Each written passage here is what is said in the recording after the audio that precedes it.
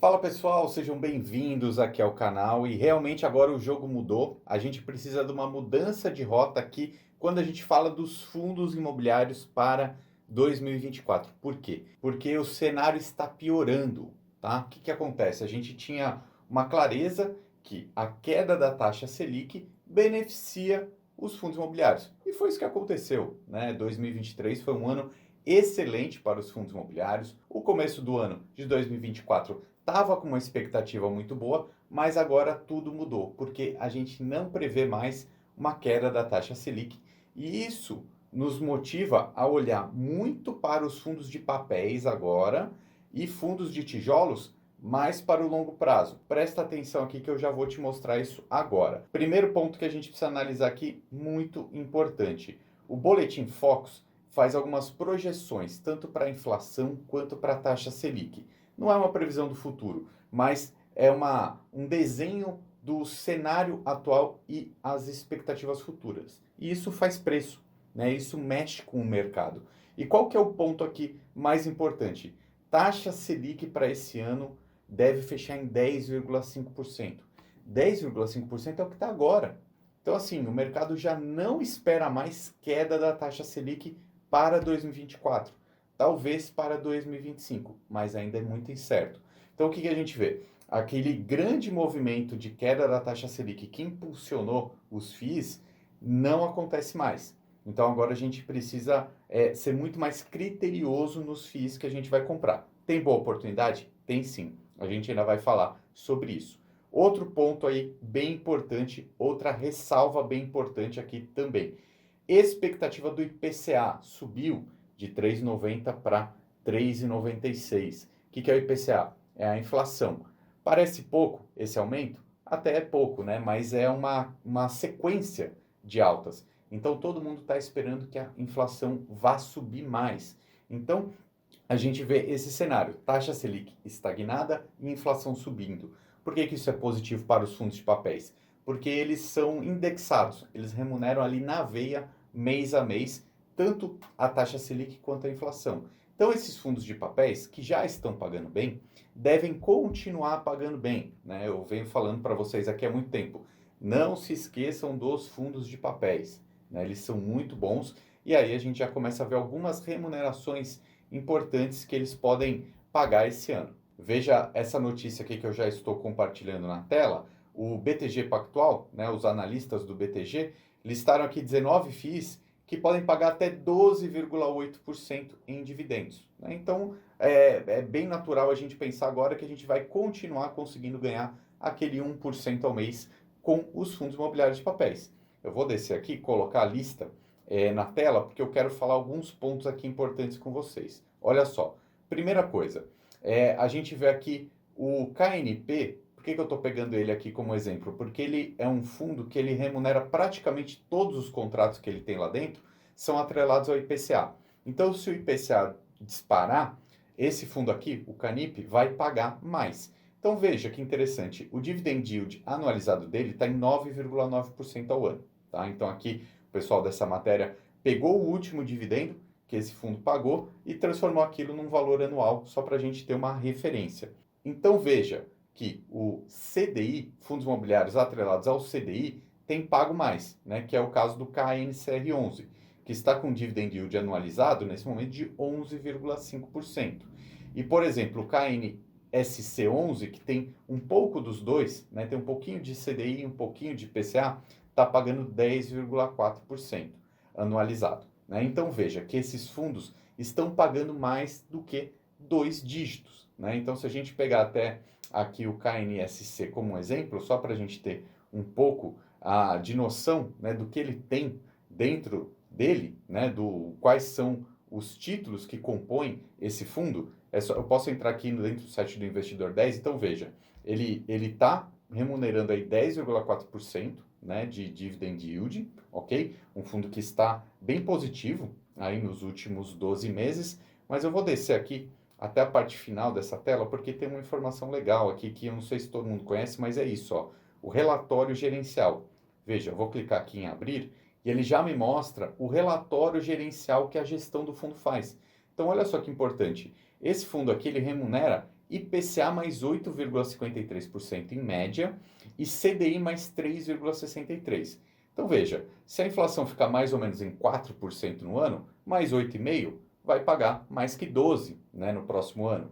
O CDI, se ele ficar mais ou menos em 10% ou 10,5%, mais 3,63%, a mesma coisa, vai continuar pagando mais do que aquele 1% ao mês. Né? E só para você ter uma ideia da composição do fundo, 55% dos contratos estão em IPCA e quase 40% em CDI. Né? E uma outra partezinha aqui em Selic. Ou seja, ele é bem dividido. Então, os fundos imobiliários de papéis vão continuar pagando muito bem. Eu vou até entrar aqui dentro do site do Investidor 10 também pelo ranking, o ranking dos FIIs de os maiores, né? Maior valor patrimonial. E eu cliquei aqui só títulos e valores imobiliários para a gente ver só o uso de papéis. Então, veja, a maior parte deles está remunerando bem. Né? Então, por exemplo, o KNCR, ele, se a gente juntar tanto a valorização da cota quanto o dividend yield, é uma alta de 22%.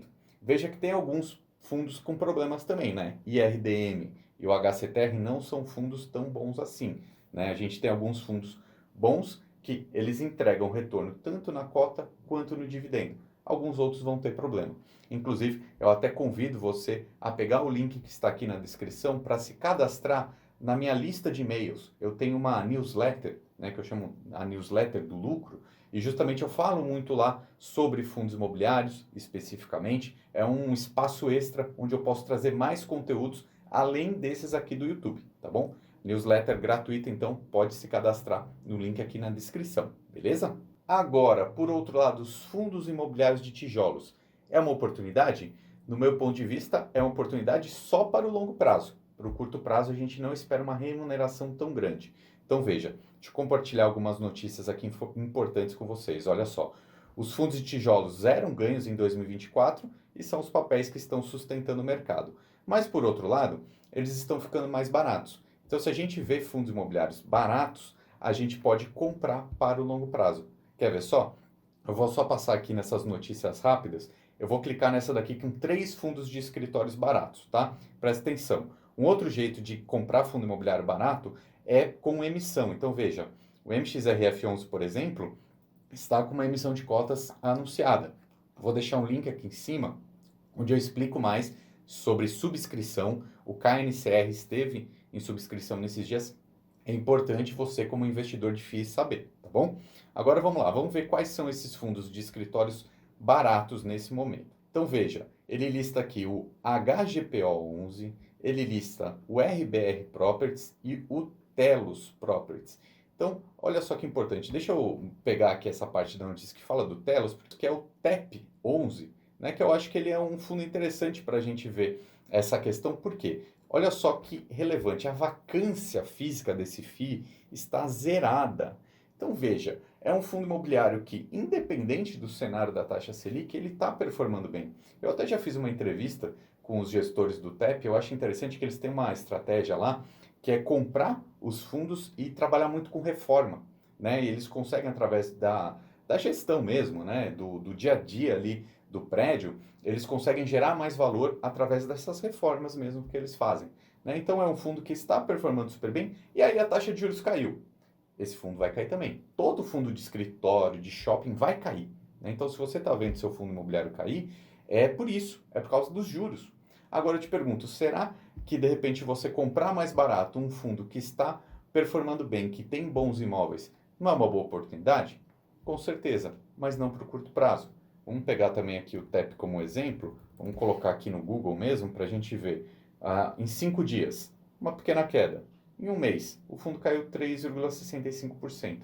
Porque o fundo ficou ruim? Não, porque a taxa de juros caiu e tudo muda. A precificação do mercado muda, tá bom? Então, essa é uma lição importante. Se você está com uma carteira de fundos de tijolos, que você gosta dos fundos que você tem, é uma oportunidade de você comprar um pouquinho mais barato. Por quê? Está havendo uma desvalorização lá na bolsa. Vai ter um retorno rápido? Não, muito provavelmente não. É coisa para você comprar assim, para daqui a 1 ano, para daqui a 2 anos, para daqui a 5. Comprar bons fundos a bons preços é sempre bom, mas não dá para ficar esperando retorno muito rápido. E um outro ponto importante dos fundos imobiliários é que eles costumam nos proteger da inflação. Lembra que eu falei agora há pouco que a perspectiva da inflação está crescendo? E por que um fundo imobiliário nos protege da inflação? Primeiro, o fundo de papel, eu já te mostrei, os próprios contratos do fundo, eles são atrelados a esses índices, ou CDI ou inflação. A maioria é atrelada à inflação. Então, assim, se a inflação crescer, o dividendo desse fundo de papel ele vai crescer também, tá? Vai ter uma supervalorização da cota? Não, mas o dividendo vai crescer. Então, assim, um fundo imobiliário, na sua essência, na sua teoria, é sim uma proteção à inflação.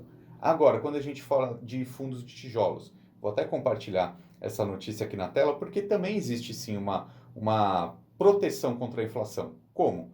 Tá aqui, ó, os contratos de locação dos imóveis físicos, muitas vezes eles têm esse ajuste uma vez ao ano, né? Ou então uma possível valorização desses imóveis.